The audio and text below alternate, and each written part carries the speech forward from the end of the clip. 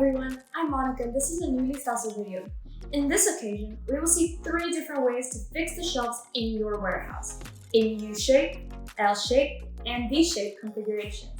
Within these 3 configurations, there are different areas, so stay tuned to learn in depth about these configurations. Firstly, what is a receiving area?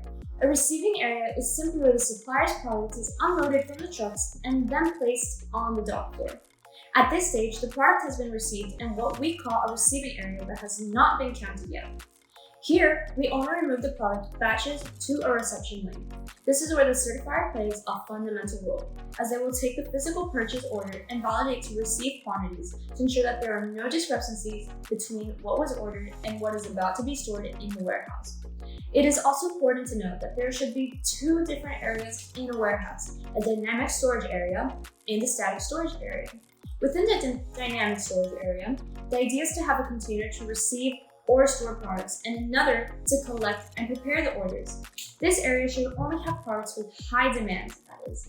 All the products that are frequently ordered by our customers and have movement almost weekly or even daily. On the other hand, we have the static storage area, which includes all those products that do not have high demand and pass long periods without movement. But then, what are the different types of configurations and ways to organize?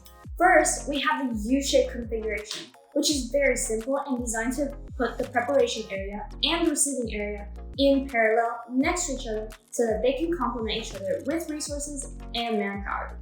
The great advantage of having a warehouse in a U-shape is that it saves more space in the warehouse to have the dynamic and static storage area, which gives it an advantage over the others. Although, we must say, having all this generates much more movement, which can cause more errors, so not many opt out for the U-shaped configuration.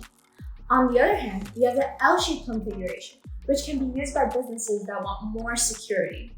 On one end, you have the product reception, and on the other end, you have the shipping area, leaving the warehouse right in the middle of both.